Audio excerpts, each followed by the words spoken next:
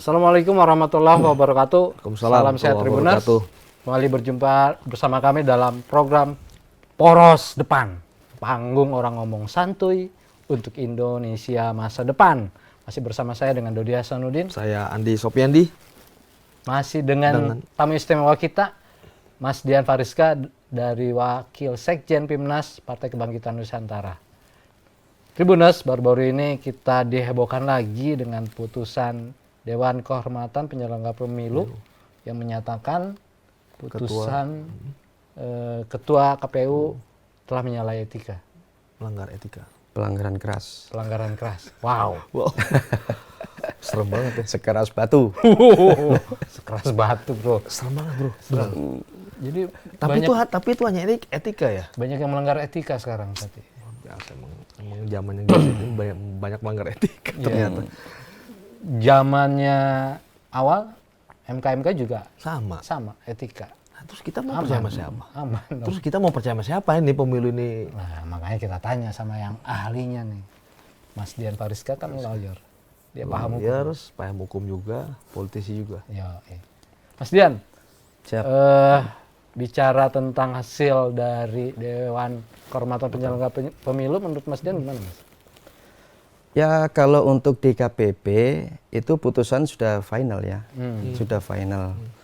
Nah memang putusannya itu ya pelanggaran keras untuk Ketua KPU beserta anggotanya. Nah itu pelanggaran keras. Nah karena apa? Karena pada dasarnya putusan tersebut setelah putusan Mahkamah Konstitusi tidak diturunkan menjadi PKPU. Perbaikan di PKPU-nya. Harusnya dikasih PKPU sebagai sandaran. PKPU ya. Gitu, sebagai sandaran. Karena ini kan nggak ada sandaran. Kalau tidak salah putusan MK itu tanggal 16 Oktober. Ya kan? Tanggal 16 Oktober. Kemudian masa pendaftaran punya Prabowo Gibran itu tanggal 25 Oktober. Nah, sedangkan pada saat pendaftaran itu tidak disandar dengan PKPU, hasil putusan MK. Nah artinya apa? Meskipun ini sudah ada putusan MK, harus ada dikasih sandaran, harus di cover lagi di situ. Nah caranya di cover apa? Dengan PKPU, ada perbaikan. Nah tapi selama ada putusan KPU tidak mengcover di PKPU-nya. Nah ini salahnya di situ. Karena Pak buat sandaran, Mas. Makanya itu jadi pelanggaran ya? Iya, gitu. Jadi legal standingnya itu ada, gitu. Nah itu secara administrasi bagaimana tuh?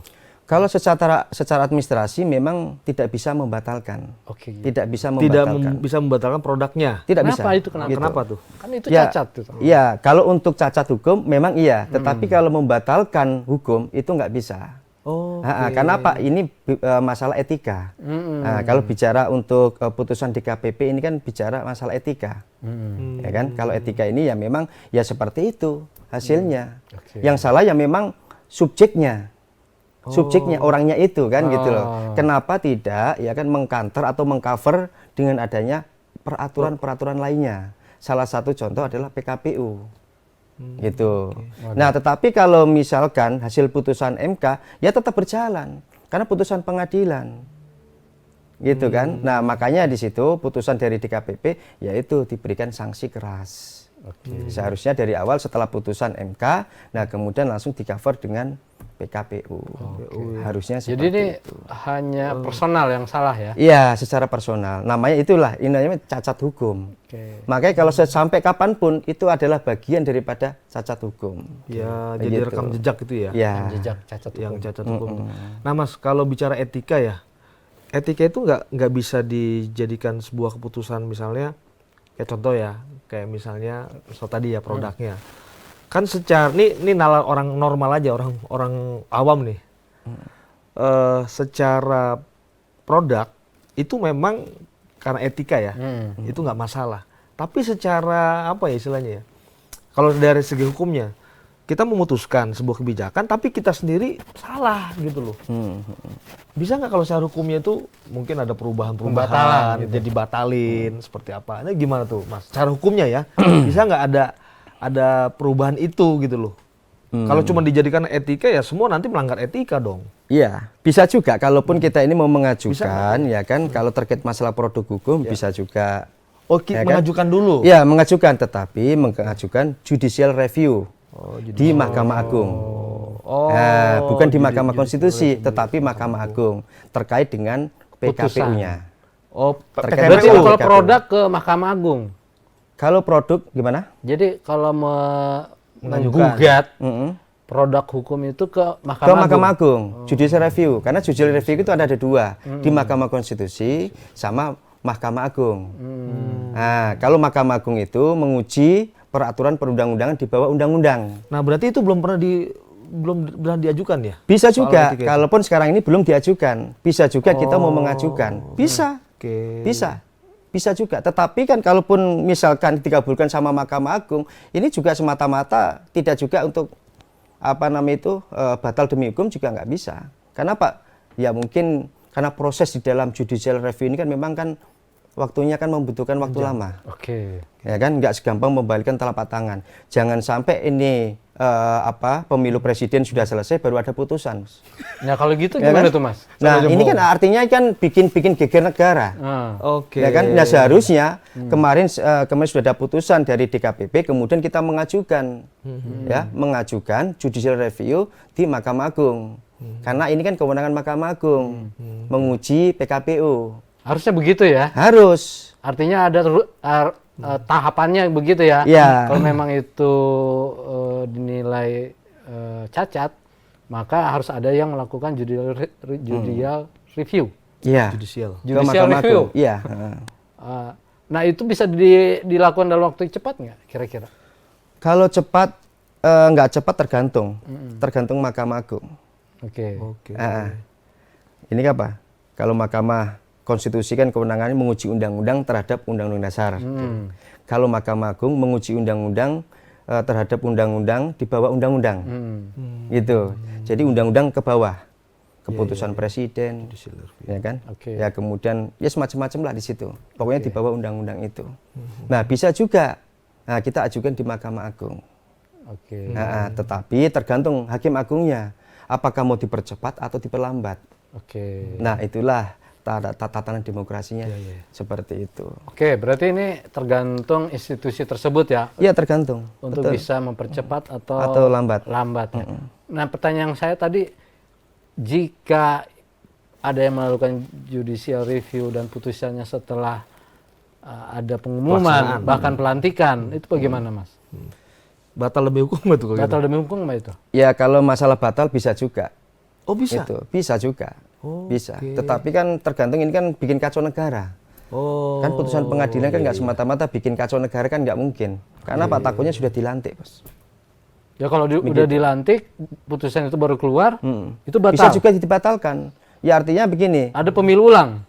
Ya kalaupun misalkan itu harus ada pemilu ulang. Kalau memang Kalaupun itu diputuskan benar-benar profesional ya, Ya. begitu. Kadang-kadang memang kalau hukum ini kan memang tergantung di konstelasi politik lagi. Oh, Gitu. Ya. Karena politiknya seperti apa, mau arahnya kemana. Bisa juga ya kan putusan itu nanti ya dia ditolak misalkan. Ya kan bisa juga, takutnya nanti bikin kegaduhan negara seperti apa. Nah, itu nggak mau gitu. Karena kalau kita memutus juga nggak murni secara hukum, tidak juga. Harus jadi memutuskan ke hukum itu harus dilihat dari beberapa aspek ya. Iya.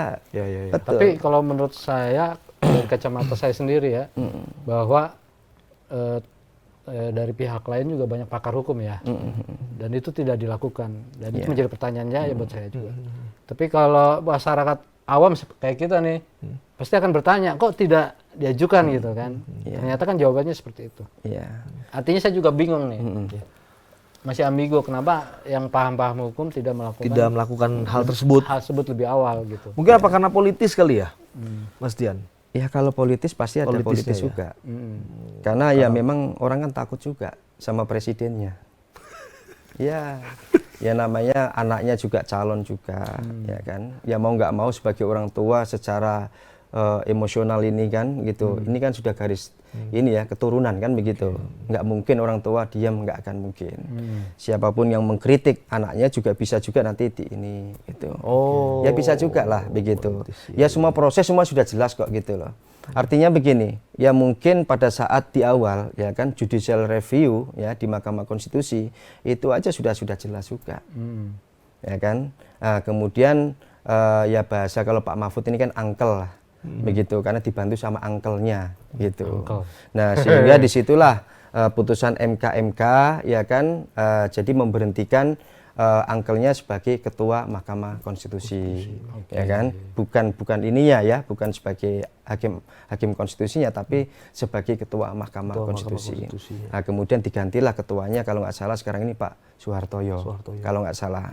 Nah kemudian Pak Anwar Usman sekarang ini mengajukan gugatan ke Petun, gitu. Ini kadang-kadang saya bingung. Pengen jadi ketua lagi gitu loh. Kok bingung? Saya ini bingung, benar saya bingung ini gitu loh. Aja bingung, ya, kita. Saya ini bingung gitu loh. Karena apa? Karena ini hakim konstitusi, ya kan? Ini kan ini ya 9 hakim ini kan memang harus benar-benar luar biasa. Ini kan seorang negarawan. Yang diputus adalah peraturan perundang-undangan. Kalau yang satu ngambek di situ, kalau mendingan saya berhentikan sekalian. Iya betul. Ya. Ini bagian daripada momok ya, momok di dalam hakim konstitusi. Betul.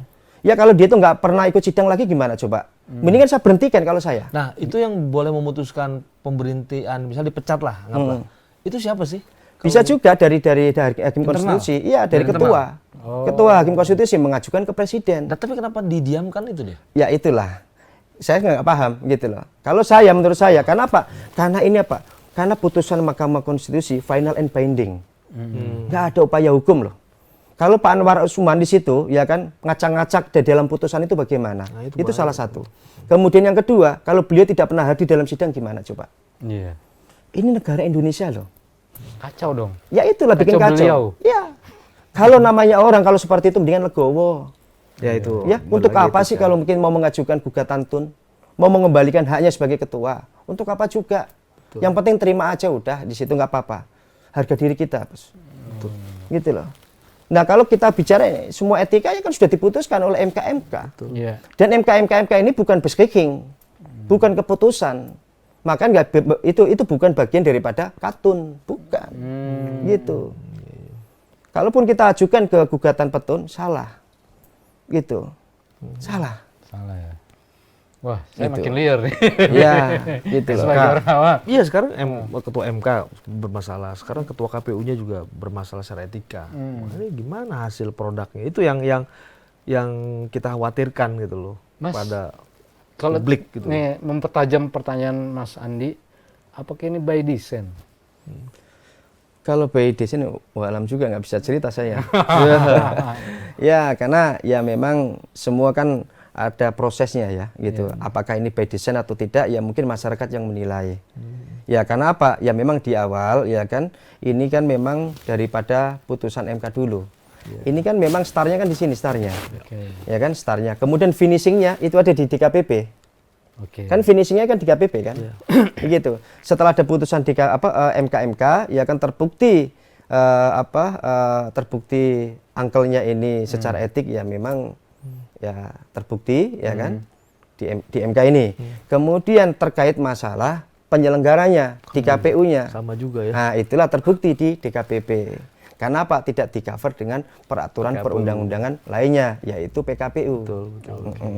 Jadi artinya semua ini adalah bagian daripada cacat hukum. Bukan batal hukum, tapi cacat hukum. Kalau cacat hukum bagian proses sejarah yang akan datang ke depan nanti itu. Nah itu juga jadi salah satu variabel atau kualifikasi tuh untuk mencalonkan lagi tuh. Nggak boleh cacat hukum. Enggak? Iya. Ada tambah dong. Ditambah itu. Iya ditambah. Tapi bukan menjadi suatu persyaratan karena nggak ada syaratnya. Iya kalau gue jadi ketua KPU gue bilang cacat hukum nggak boleh. Salah ya. Tribuners, demikian edukasi yang disampaikan Mas Dian Fariska tentang putusan-putusan hukum di tingkat DKPP dan MK terkait hasil pencapresan, pencawapresan dan persyaratan cawapres. Semoga ke depan tidak terjadi lagi dan menjadi PR kita bersama. Jangan kemana-mana, tetap di Poros Depan.